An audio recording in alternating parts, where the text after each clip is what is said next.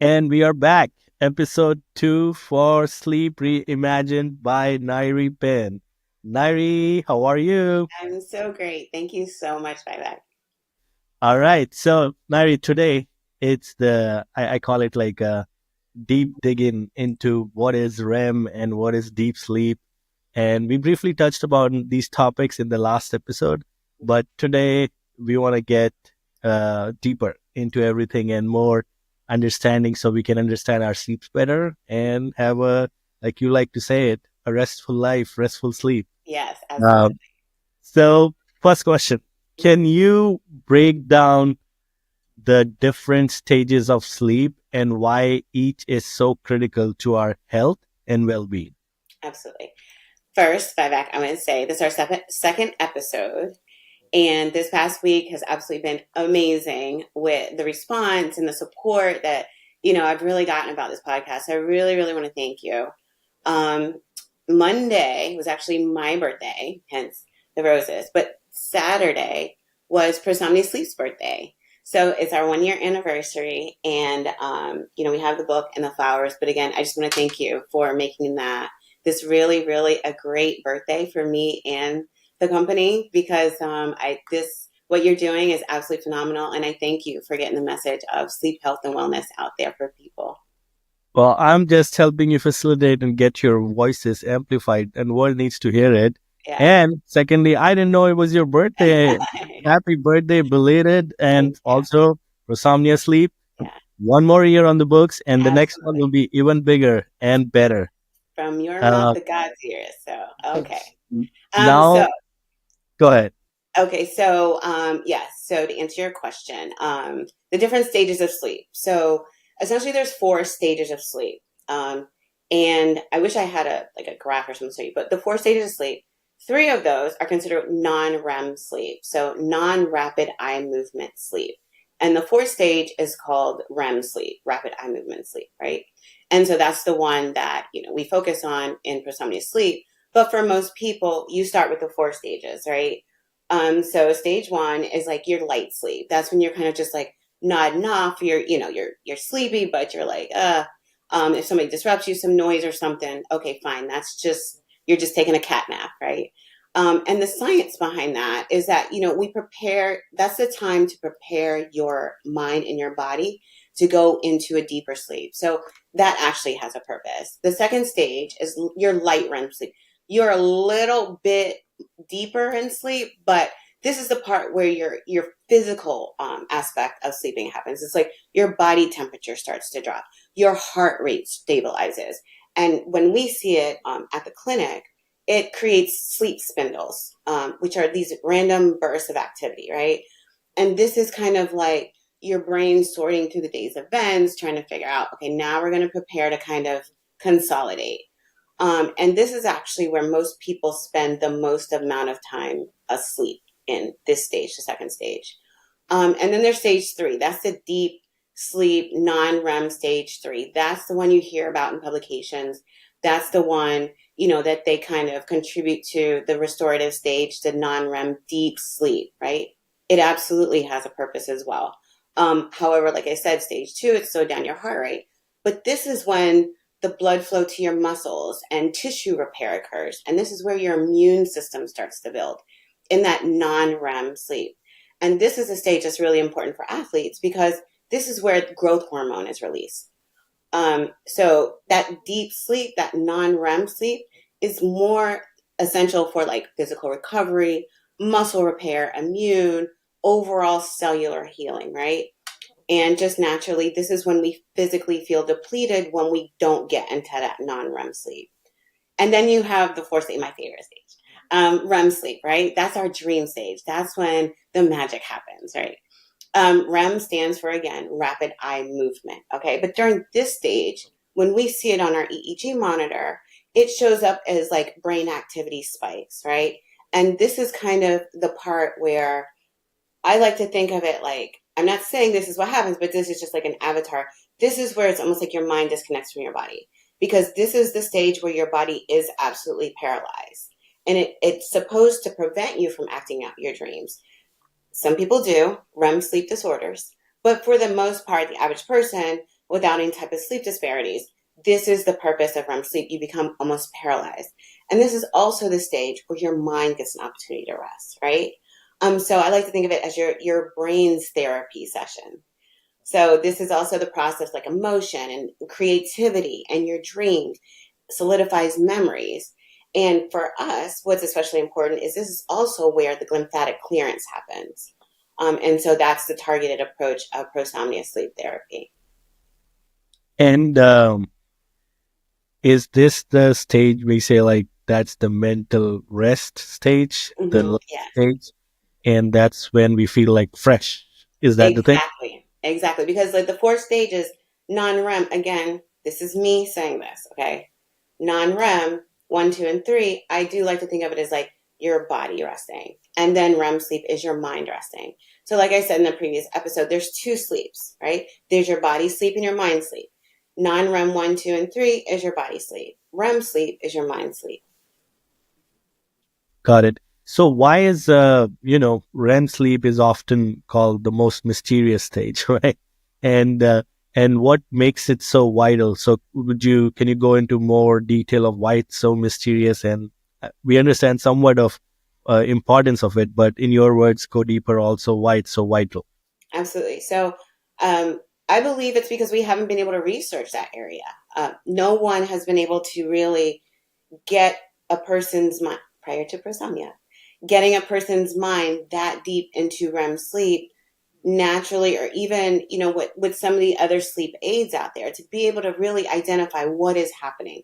And then a lot of time we're not really sure what we're looking for, right? It's like, okay, we're going into REM sleep, that's great, and I had a great dream, but now what? What does that look like on the EEG monitor or the polysomnography? Like, what are we looking at?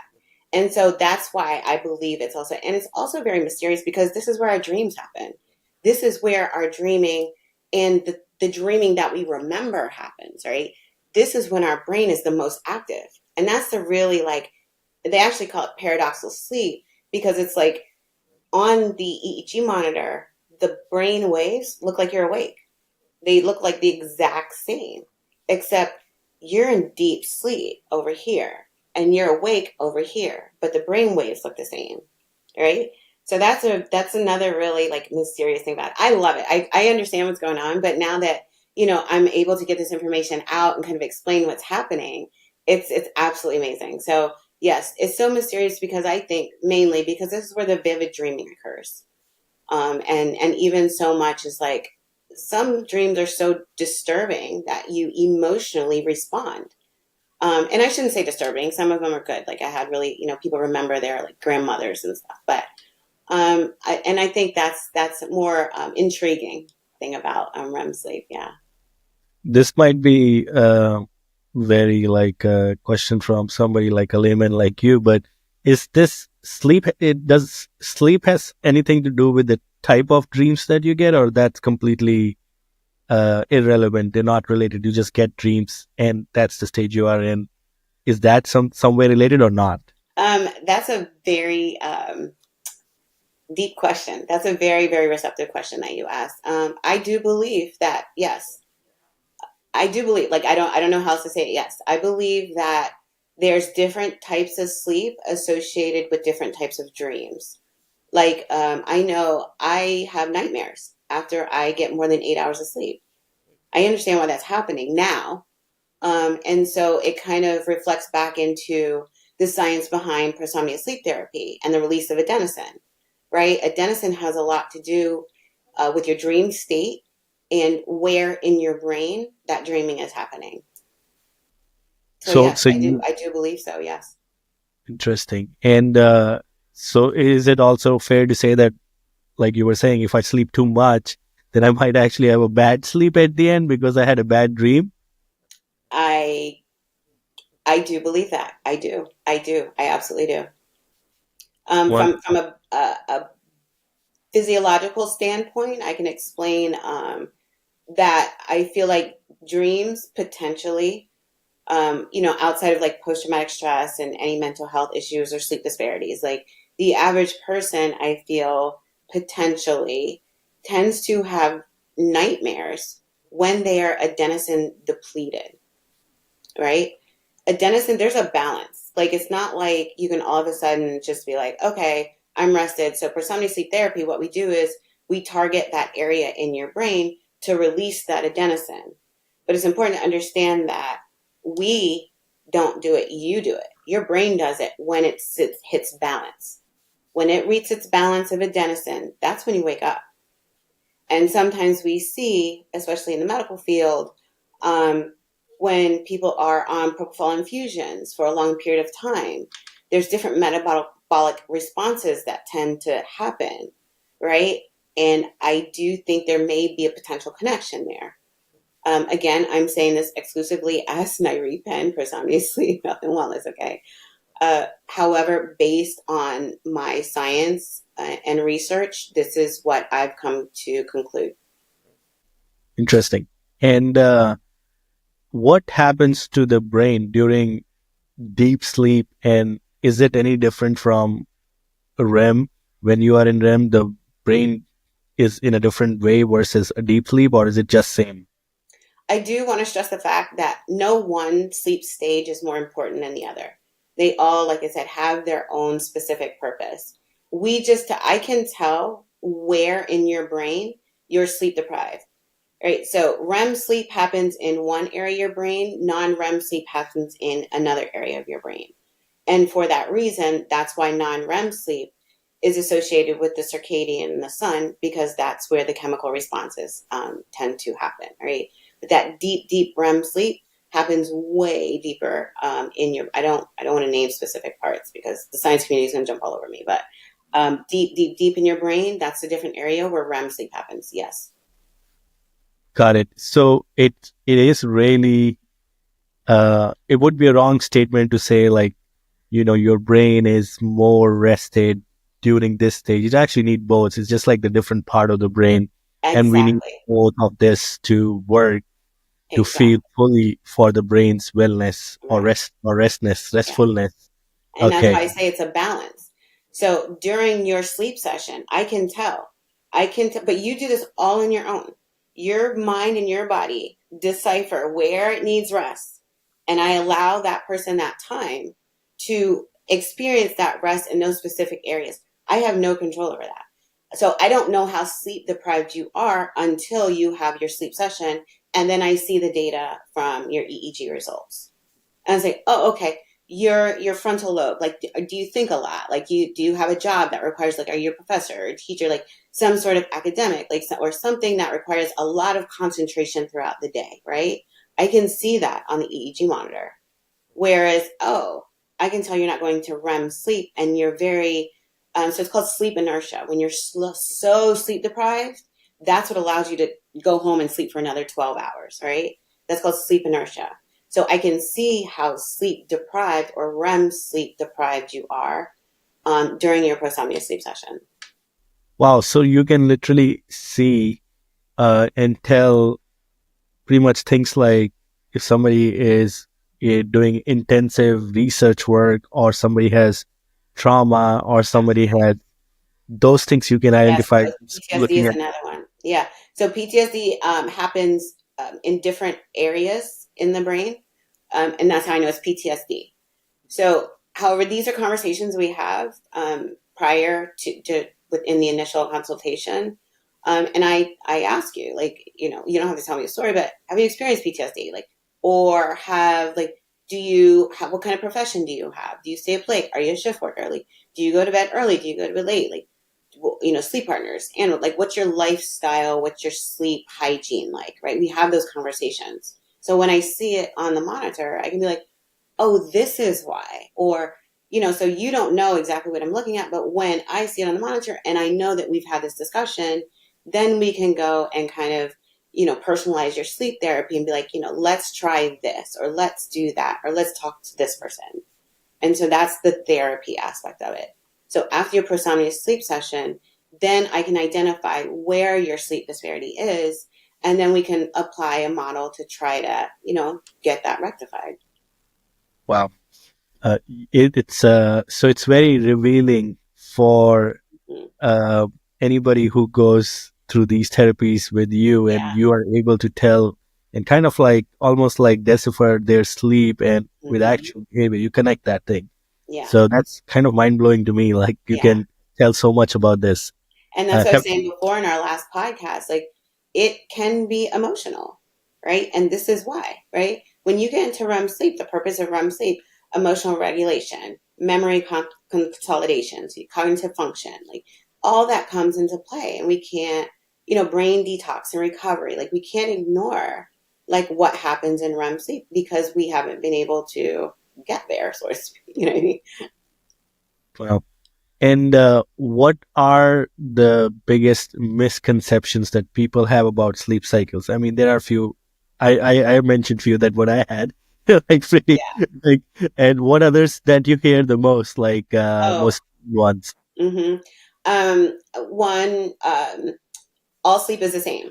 All right. It's like, if I just lay down for, 8 hours, the sleep inertia I spoke about, right? So sleep inertia is the buildup of adenosine specifically, right? That's that, oh my God, I can't wait to get home so I can just crash. I just want to go home and crash for the weekend, right? That's that adenosine sleep pressure. That's sleep inertia.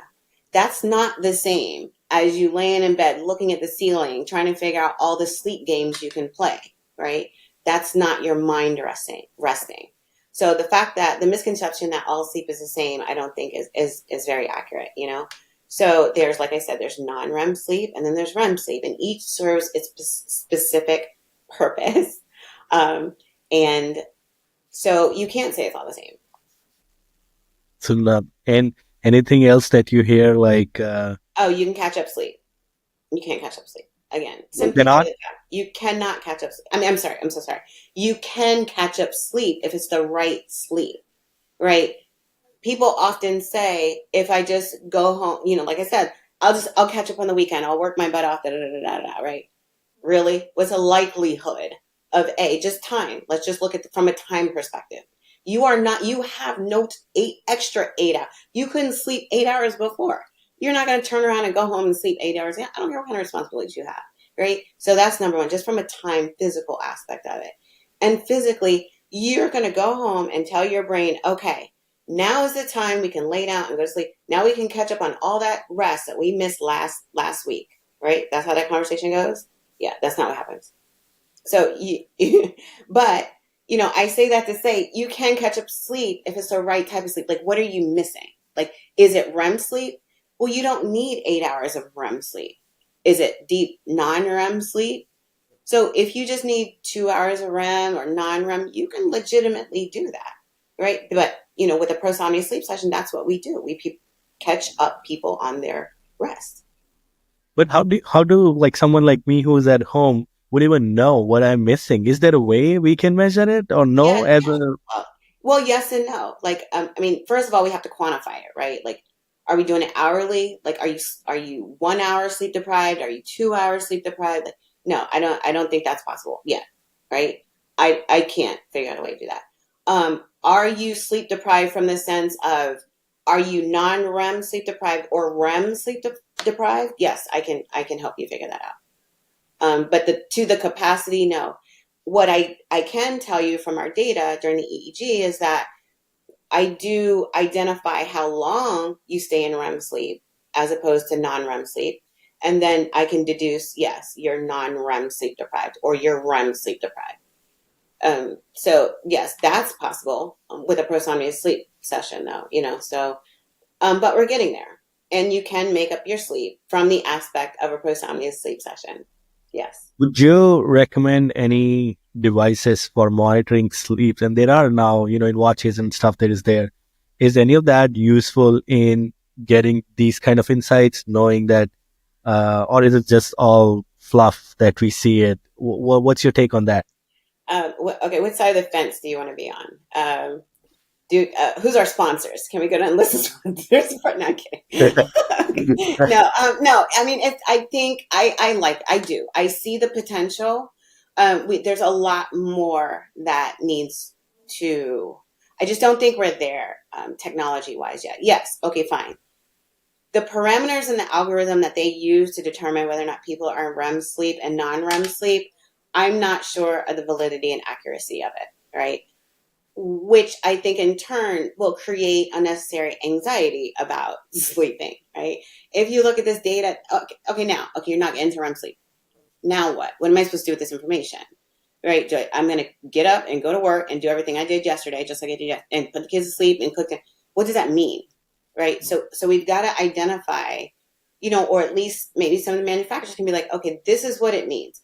If you're in non-REM sleep or you're in REM sleep, then this is what it means. But I think the potential is there.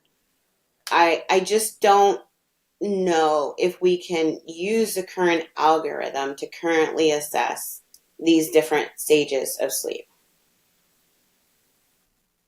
Fair. Okay. I guess I haven't looked devices in that way generally, that like I've seen reading and and I'm like, oh yeah, I got good sleep and that's it, right? Like how you were saying that I don't know what that means, or what if it is this way, then what to do. And I feel like that's a big gap in the industry also, like no devices company, at least I don't feel like I get that education widely. I don't know why, but it's not there. It's crazy in that way. So now We're I'm kind working of on it. pushing that.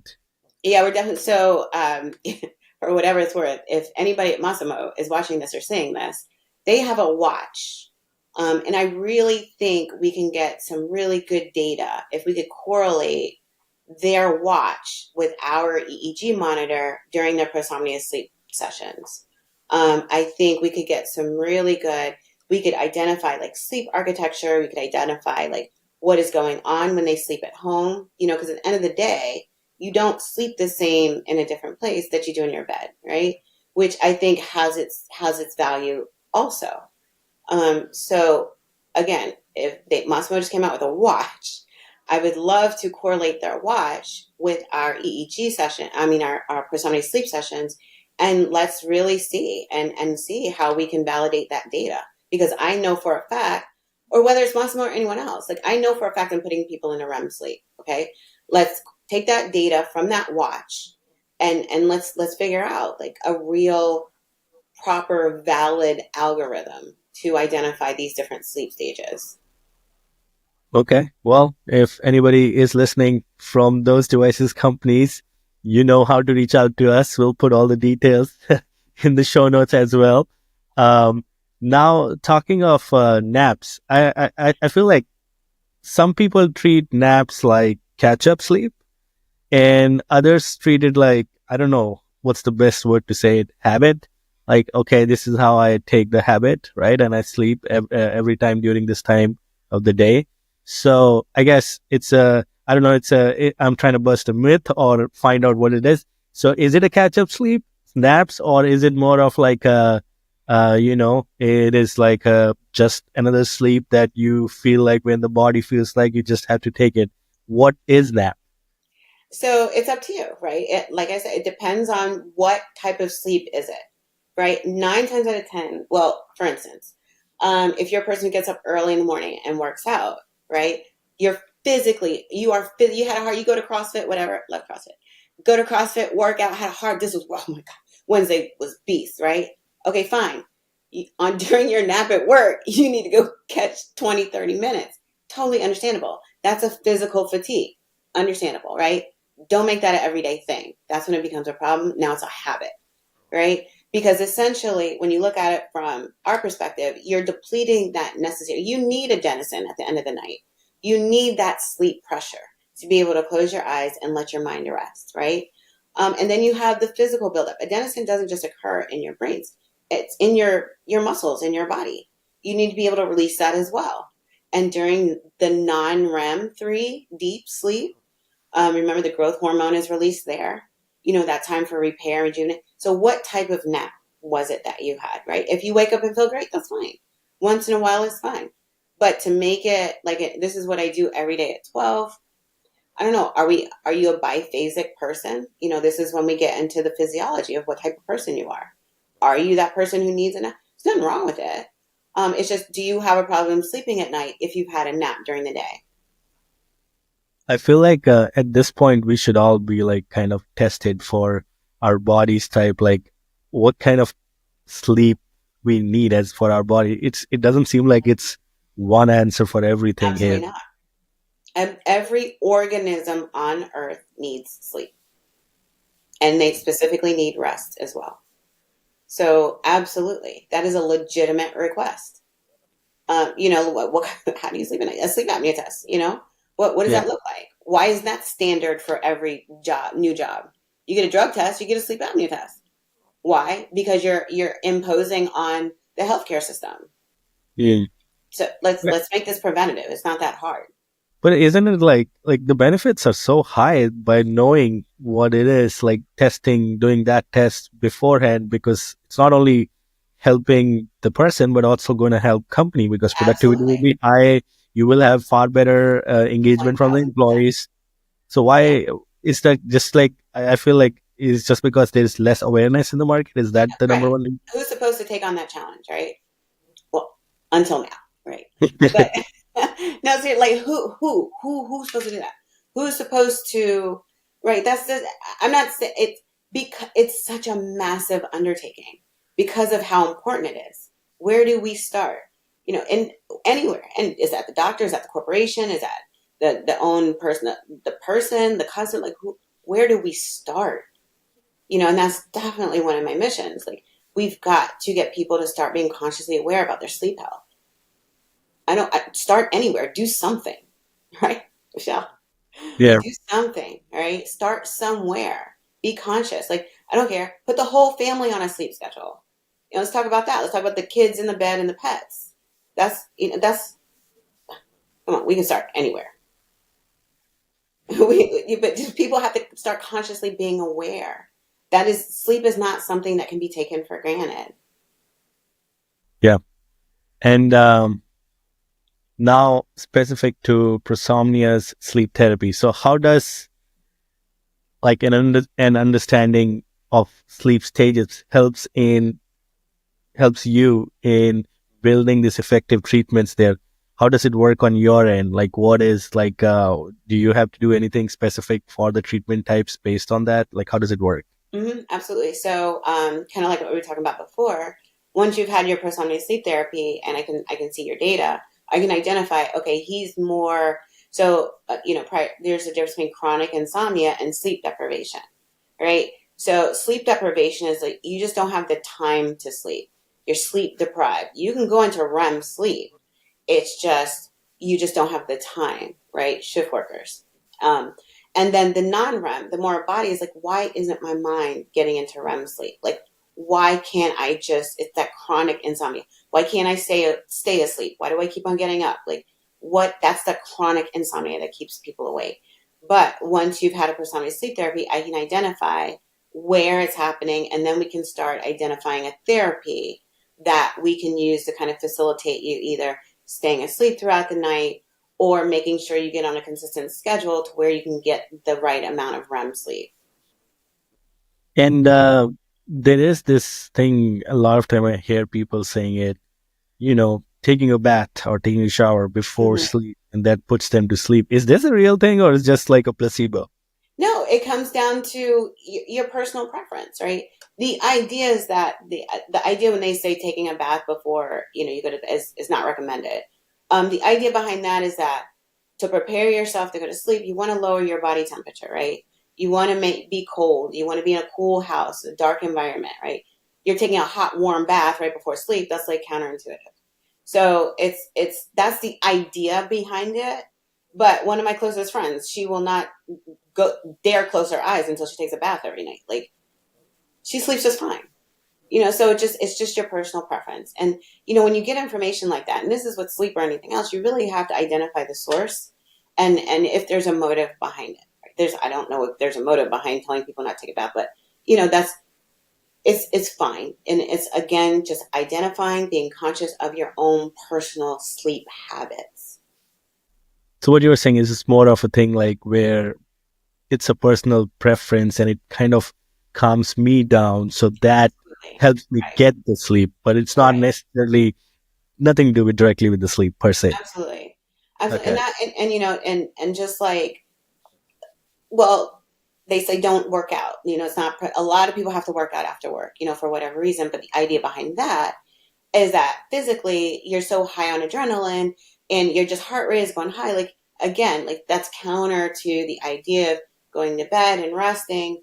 And those people probably take a little bit longer to go to sleep because their adrenaline levels have to come down. They have to get into a rested state. So, it definitely takes them a little bit longer. But if that's the only time you can work out, it's not the end of the world. It's not ideal, but that's what it is. But it's workable. But let's figure out, everyone each when they come to Prosomnia Sleep, everyone gets their own personal sleep plan. Part of that is a lot of cognitive behavioral therapy, but they're minor things. Like, don't drink coffee after 3. Like, if you can work out a little bit earlier. Like, because on the opposite side of that is the argument can be, I did work out and I built up all this adenosine, so I should be able to just sleep great throughout the night. So there's two sides to that. So, but what is your personal preference? What works for you and your lifestyle? And so that's what we're here. And that's also with the book. I describe, why we don't sleep and the biological secrets behind. I identify what's happening on a biological perspective in your brain when you can't sleep, how your adrenaline is high, what's going on with women and menopause, why they can't sleep, and the hot flashes, hormonally, what's going on with men and menopause, testosterone levels, like Dr. Rudy Reddy, was it? Great Sure. talk. Absolutely right. Right. And testosterone affects sleep. So it's those. And so biologically, I explain in the book what's happening. Right? Everybody knows they can't sleep, but now why? Yeah. And I've heard this thing, what is called the sleep architecture. Mm-hmm. And can you explain what sleep architecture is and why maintaining it is so important for getting the rest or restorative sleep there? Yeah, so the idea is to kind of think of it as like a blueprint, right, for your sleep, like frame, an outline, right? How ideally do you sleep? And like I said, no sleep is better or worse than the other. You just want to optimize your sleep architecture to make sure that you can get ample amount of non-REM sleep and ample amount of REM sleep. And if you can't, let's identify why. So sleep architecture is just the natural progression through the different stages of sleep, light, non-REM, deep non-REM, and then REM, in a natural way with the right amount. Like there's 4 to 7 sleep cycles throughout the night. It's very cyclic. You go in and out, in and out, in and out, throughout the stages, right? And you don't have you don't need the same amount of time in each sleep stage. Like I said previously, most amount of your time is spent in non-REM too. For REM sleep, you only need 90 to 120 minutes. I'm giving you 60, right? So it just depends on what you need. So how can we optimize your sleep architecture when you come to Prosomnia Sleep? And that's what we do, because we allow your body to actually identify on its own where it's deficient and restore and rejuvenate and re-energize those areas. So when somebody comes to you and you kind of help them define, or at least based on data you show them, do you also expect them to like change a little bit their sleep habits or something like that to make changes to that? Absolutely. So again, based on whatever we identify their sleep disparity to be, we will help, for instance, like shift workers, right? We will definitely try to implement some cognitive behavioral therapy, right, for them. Get on a consistent schedule, even when you're not working. That's very, very important for them to maintain a consistent schedule, just so your body knows when it can relax. It's a habit, right? Just like anything else. You have to establish the habit of healthy sleep. And can people do anything to get this like a full cycle every time they sleep, or experience like all stages of sleep during their sleep? Absolutely. Um, is there something they have to do? Is there like any like go to advice that everybody can implement? Yeah. Like I said, I tell everybody all the time, stick to a consistent sleep schedule. If you don't do anything else, and I mean down to the dog, everybody needs to go to sleep at the same time. Because even light movements, you don't know how that's disrupting everyone in the house. You don't know what kind of day the kids had at school. So everybody needs to go to bed at the same time. Mom and dad, okay, fine, but go in the room, keep it quiet, whatever that looks like. Not a whole lot of moving around. I'm really, really, that's the number one thing we tell people. Create a sleep friendly environment, dark and cold. I'm a huge advocate for that. I'm talking like cold, like 70, 65 at night, where you guys open the windows. And dark, no TVs, no cell phones, quiet. Of course, the screen time and the blue light. So the idea behind the blue light and the blue blocker glasses is that blue light suppresses melatonin, because again, scientifically, biologically, we are derivatives of the earth, and when we see blue, we correlate that to daytime, right? So that suppresses melatonin. So melatonin makes us sleepy. It's supposed to be high at night and low in the day. So when you're sitting up there on your screens and you're looking at these blue screens, your mind and your body thinks it's daytime. So your melatonin. So that affects the time, the latency, your sleep latency, the amount of time that you need, the amount of times you wake up at night, and so that contributes to that. So that's the idea behind the blue blockers. Watch what you eat before you go to sleep. When you're up, every hour on the hour because you wanted to, drink, 30 minutes before it's time, of course you're going to be up throughout the night. How are you supposed to get into a consistent sleep architecture if you're up, every night? And, let's talk about, prostate issues with men in sleep. They giving them melatonin and all these other things to help them sleep at night is not helping their bladder. Something as simple as stop drinking after 6 p.m., right?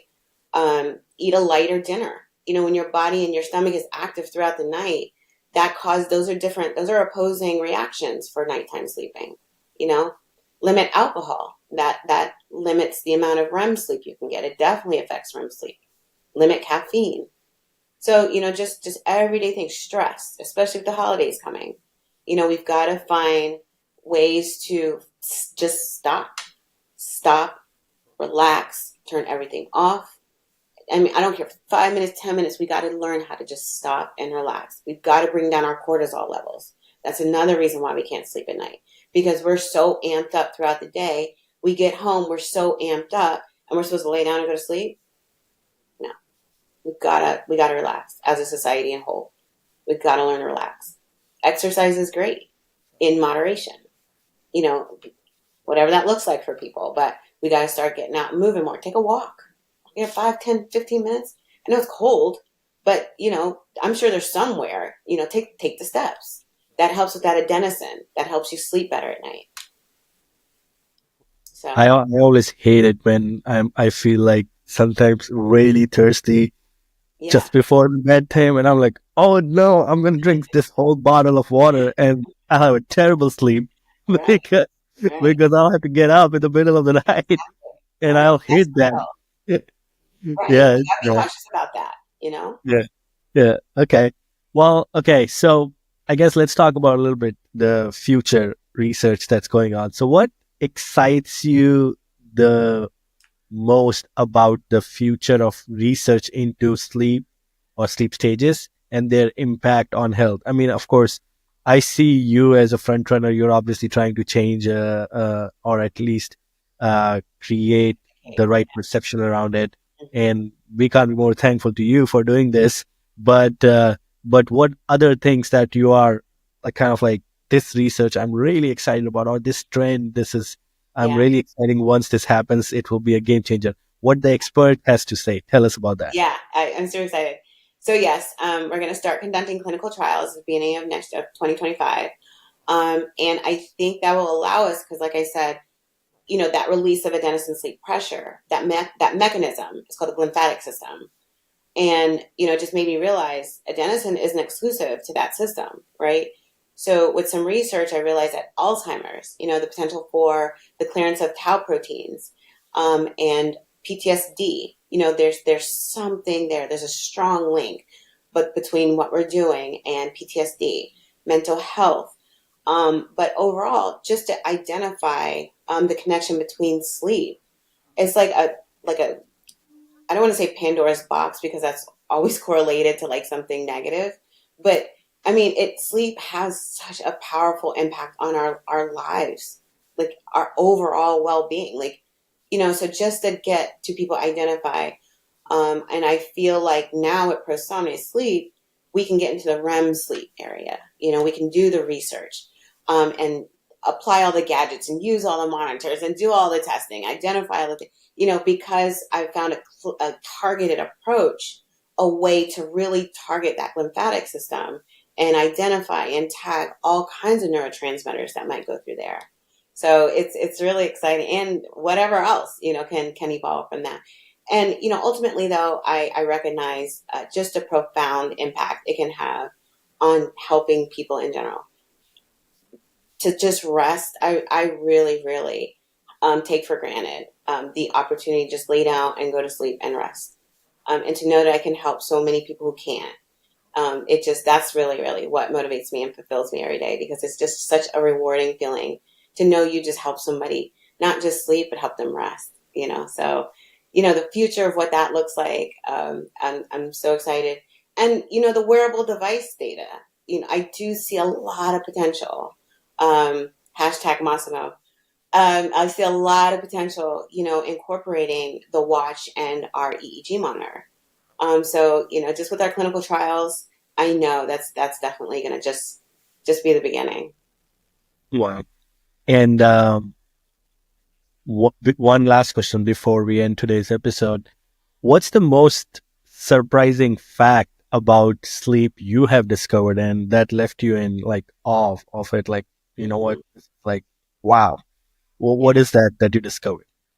I don't know how we seemingly end up ending the podcast on this same topic, but like I said, like the spiritual connection, I just did not.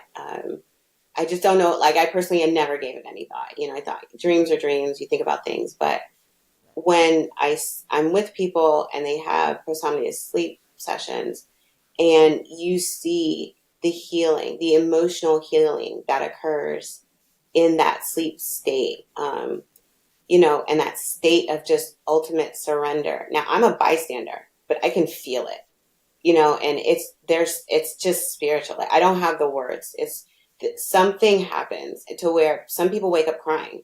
And why are you crying? I don't know, but it's such a beautiful emotion, to experience, and, equally, as I've been told, for them as well.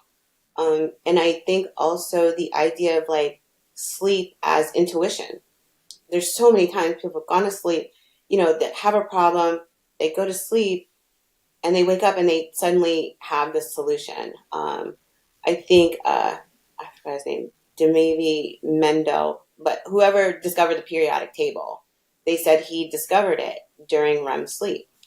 So the intuitive nature, of sleep and what that looks like. So yeah, the spiritual connection, I think, is just really what really probably surprised me the most, but it's great. There are stories that I've heard in my childhood, which was like, there's this kid who slept, and then when he woke up, he just was ready for the exam. Yeah, and I was like, yeah, and I was like, how's that even possible? Like, really? Like, was he studying in yeah. his sleep? Like, how does it even work? So you're actually saying that you kind of believe all those things, that's possible in your Oh, sleep. 1000%. For me personally, and because I've seen it, you would be a believer once you see someone experience a spiritual. I had this one lady. She was almost mad at me for waking her up because she was talking to her grandmother. Wow. And it was just, she was so happy and sad at the same time, and vividly, like not even like, no, I was talking to my grandmother. This is what we were talking about. This is what she was wearing. This is what she said. 1000%. So let's explore that, So yeah, it's just a really powerful thing to see. Wow. I feel like I learned so much in this episode. It was there's so many small things, but so many things that I question on everyday life, and Yeah. from naps to like this, and this gives me at least some real answers from the expert, or at least the answer that I can at least start over information or build the foundation of what I need. So this was really helpful. Thank you so much, Nyree. Much Oh, thank you. appreciated. Yeah. And this has been another information filled episode. I'm sure a lot of people will like it. And just for everyone who's listening, we actually got into Apple charts in few foreign countries in Yay! Paraguay. Thank you, So this is the first everyone. episode, Thank you. and we are getting very good response with our first episode, the content and the insights that you're sharing. And yeah, come back, listen again. Yes, Again, the show definitely. website is sleepreimaginedshow.com, and listen to wherever you listen your show, Yes, and come back in 2 weeks again and we'll do the next recording. And thanks again. I yes. Thank much you. appreciate it. And you can check out our book, Why We Don't Sleep, on Amazon and our website. All right. We'll put the link also with all our show descriptions on all wherever you get your podcast from, and get this book. It's really good. Thank you so much.